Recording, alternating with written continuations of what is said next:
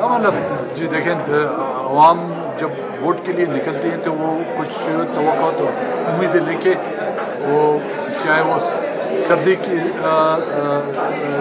रातें हों या गर्मियों के गर्म दिन हो, वो ये उम्मीदें तवक्को लेके आते हैं कि उनको कम से कम और तो नहीं रोज़गार और महंगाई से जो है छुटकारा हासिल करने पड़े। जो कोई भी हुकूमत अगर उन तवक्कुआत पर पूरा नहीं उतरती तो आवाम को वोट के लिए निकालना उनके लिए मुश्किल हो जाए। ठीक है सर, एक और है ये जैसे चेयरमैन पीटीआई को इलेक्शन कमीशन ने 5 साल के लिए नाअहल कर दिया है और इससे मतलब उनका तारीख दोहराई जा रही है, आपको लग रहा है?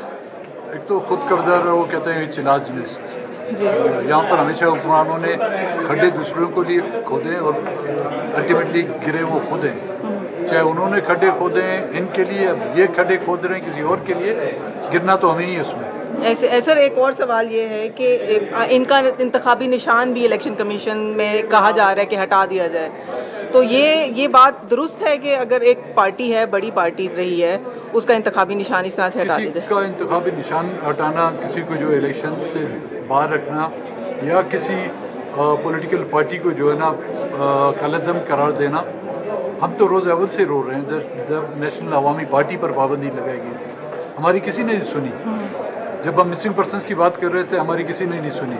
आज पार्टियों पर भी बैन लग रहा है, इंतखाबी निशानत पर भी बैन लग रहा है।